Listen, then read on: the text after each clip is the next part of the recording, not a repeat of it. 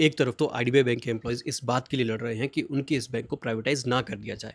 जबकि reserve bank of India ने already इस बैंक को प्राइवेट बैंक्स की कैटेगरी में डाल रखा है। और दूसरी तरफ इस बैंक के कुछ ऐसे केस सामने आ जाते हैं कि फिर सोचने पे ये मजबूर हो जाते हैं कि क्यों ही लड़ रहे हो। अगर आप मुझे बैंकपीडिया को पहली बार देख रहे हो तो मैं आपको बता दूं कि मैं बैंक, बैंकिंग और बैंकर्स के मुद्दों पर बात करता हूँ, ग्राउंड रियलिटीज पर बात करता हूँ, और इसीलिए पूरे भारत से हर एक बैंक से कोई ना कोई अपने किस्से कहानियां मेरे साथ शेयर करता रहता है, ईमेल पर, इंस्टाग्राम पर, ट्विटर पर, हर जगह। और ऐसे ही मेरे पास किसी ने आईडीबीआई बैंक की एक स्टोरी शेयर की है, Sharanjit Kaur versus IDBI bank. ये केस पब्लिक डोमेन में अवेलेबल है, आप गूगल पर सर्च करके इसके बारे में पढ़ सकते हो, और अगर डायरेक्टली लिंक चाहिए तो बैंकपीडिया के व्हाट्सएप चैनल को ज्वाइन कर सकते हो। इस पूरे केस की डिटेल्स में नहीं जाऊंगा, खुद पढ़ लेना, लेकिन कुछ इंपॉर्टेंट बातें हैं जो आपसे शेयर करना चाहता हूं। एक फीमेल एम्प्लॉय अपने सीनियर ऑफिशियल के अगेंस्ट सेक्सुअल हैरेसमेंट का केस करती है। अभी रिसेंटली एक इंडियन बैंक के चीफ मैनेजर की वीडियो वायरल हुई थी और सबने उसको ये एडवाइस दी थी कि आपको कंप्लेंट करनी चाहिए थी, पॉश के अंडर कंप्लेंट करनी चाहिए थी, सेक्सुअल हैरेसमेंट की कंप्लेंट करनी चाहिए थी, इंटरनल कंप्लेंट्स कमेटी के अंदर कंप्लेंट करनी चाहिए थी। लेकिन जो ये केस है Sharanjit Kaur versus IDBI bank, इस केस के बारे में पढ़ लोगे तो आपको पता चलेगा कि कंप्लेंट करने से कुछ नहीं होता जब तक मामला कोर्ट में नहीं जाता, और मामला अगर कोर्ट में जाएगा तो आपका पीस ऑफ माइंड, टाइम, पैसा सब कुछ लगेगा, लेकिन उसके बाद भी आपको छोड़ा नहीं जाएगा। अगर आप केस जीत भी जाते हैं, जिस तरीके से शरणजीत कौर इस केस में जीत गई, उसके बाद भी मामले को खींचने के लिए सुप्रीम कोर्ट के दरवाजे खटखटाए जाएंगे। Sharanjit Kaur versus IDBI bank का केस जब आप पढ़ोगे आपको पता चलेगा जब कोई कंप्लेंट करता है तो उसके बाद उसको किस तरीके से हैरेस किया जाता है, उसकी ट्रांसफर कर दी जाती है, उसके जो कलीग्स होते हैं उसको इंस्ट्रक्शन दे दी जाती है कि इससे बात नहीं करनी, बेसिक फैसिलिटीज जो ऑफिस की होती हैं वो उसको नहीं दी जाती हैं, बहुत ही छोटे छोटे तरीकों से उसे हैरेस किया जाता है, उसे परेशान किया जाता है, सेम वैसे ही जैसे नायक मूवी में अनिल कपूर को किया था। इस सब के बाद भी अगर एम्प्लॉय हार नहीं मानता, लड़ता रहता है, केस जीत जाता है, तो उसके बाद भी वो जीत उसकी फिक्स नहीं होती है, उसको भी चैलेंज करने के लिए सामने लोग तैयार खड़े होते हैं। जब आप इस पूरे केस को समझोगे, पढ़ोगे, तो पता चलेगा कि जब कोई कंप्लेंट करता है तो वो अकेला रह जाता है, उसके अगेंस्ट सारे हो जाते हैं, और जिसके खिलाफ कंप्लेंट की होती है उसको बचाने के लिए हजार हाथ आ जाते हैं। और यही वजह है कि बैंक जॉब्स में और दूसरी जॉब्स में ज्यादातर लोग चुपचाप सब कुछ सहते रहते हैं, क्योंकि मैनेजमेंट से लड़ने में जो पैसा खर्च होता है, जो टाइम खर्च होता है, जो पीस ऑफ माइंड खर्च होता है, उसकी भरपाई कोई भी अदालत नहीं कर सकता। अगर आप बैंक में जॉब करते हो या करना चाहते हो तो बैंकपीडिया को फॉलो कर लें।